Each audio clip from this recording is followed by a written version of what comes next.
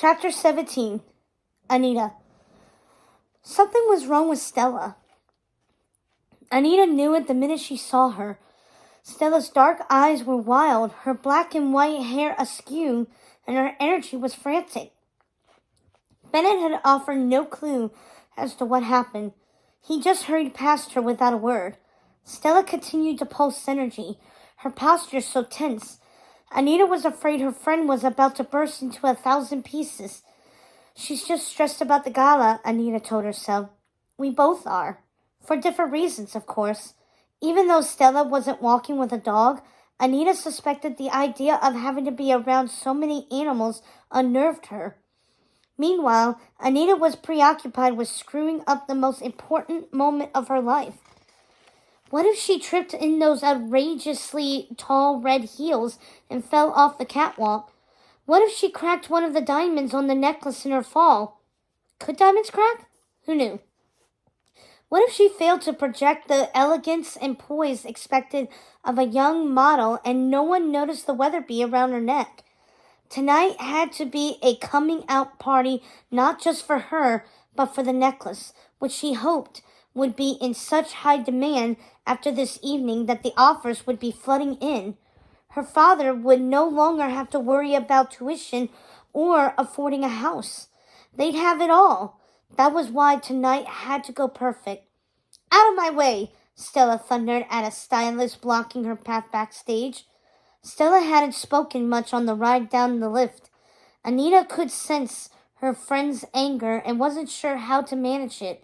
Instead, she followed Stella's lead as they headed straight for hair and makeup, which was odd because hadn't Stella said they were getting ready upstairs in the suite? Their seats weren't next to each other. Stella insisted on using the head stylist reserved for Rita Galante, but maybe that was a blessing. Anita wanted to steer clear of her friend till she calmed down. Stella walked up behind Anita's chair and scared the stylist. Are you almost done? Anita could tell her mood hadn't improved, even after an hour of pampering, but she looked spectacular.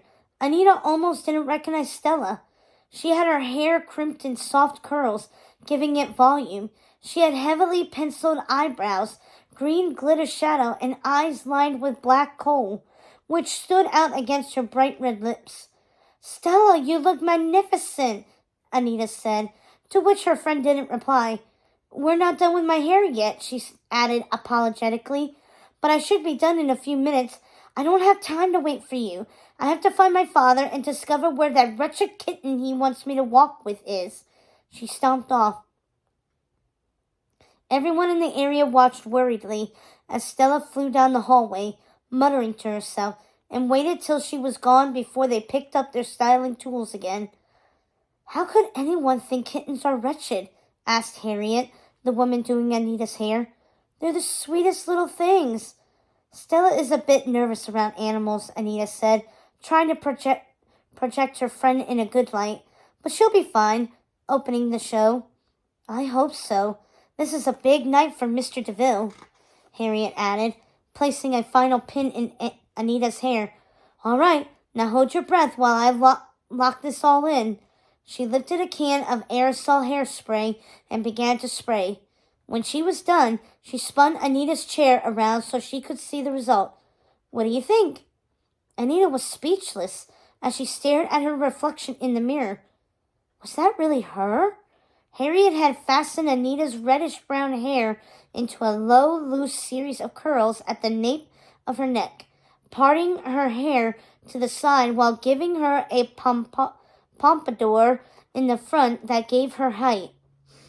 The look was elegant and made Anita feel older than her years.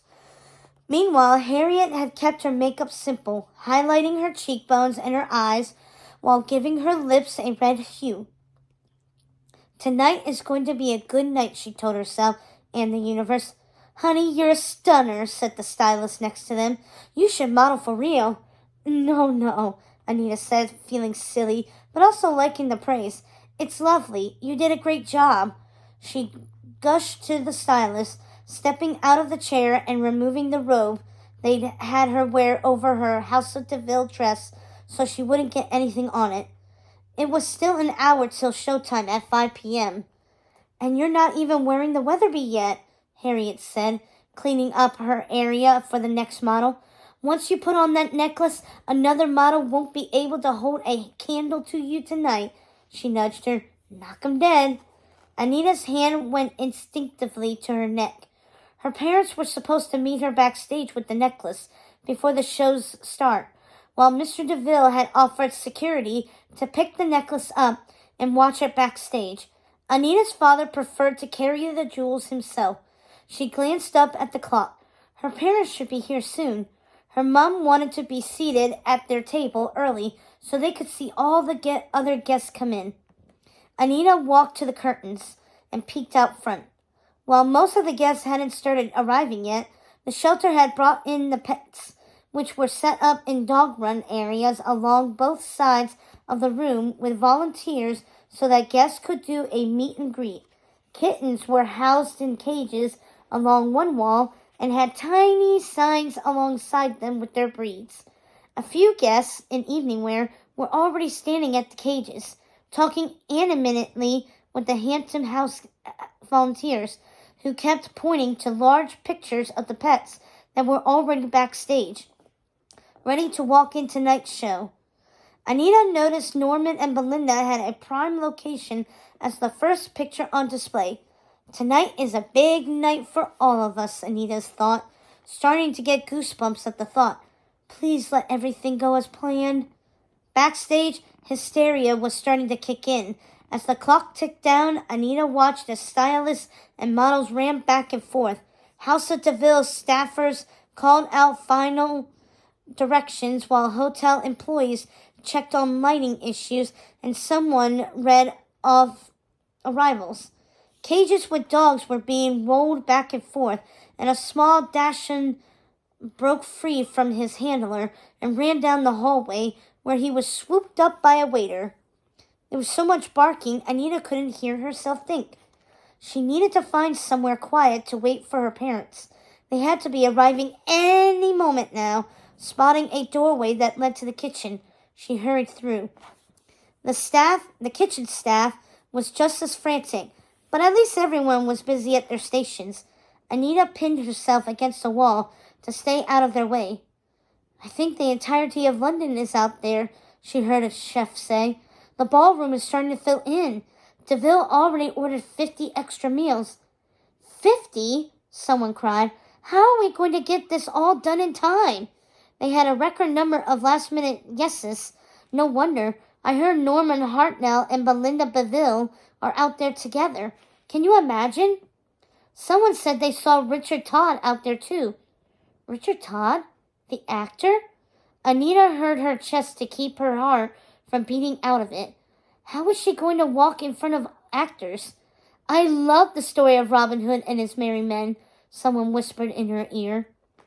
She spun around and realized it was Roger, who was standing in such close proximity to her now. Anita felt strange. Why was she again noticing how his blonde hair was styled and sprayed in place so that it didn't drift in front of his eyes, or how nice he looked in that crisp white shirt underneath a dinner jacket in a dark brown that went well with his complexion. The new patterned tie, which had small D's and V's on it, was a nice touch. "Richard Todd was in that movie, which is why I mentioned the movie," Roger said, suddenly sputtering and looking at his feet, which she'd never seen him do before. Was Roger trying to make small talk with her? If he wanted to exchange pleasantries, she could do that. Maybe it would keep her mind off things. I liked it too. Joan Rice was great as Maid Marian. She was good, he said with a small smile, and then hesitated. "I didn't mean to scare you. I saw you slip in this door and thought you'd find a quiet place to wait before the show started." He ran a hand through his hair, and it got stuck in the gel. He quickly patted his hair down again. "It's madness out there."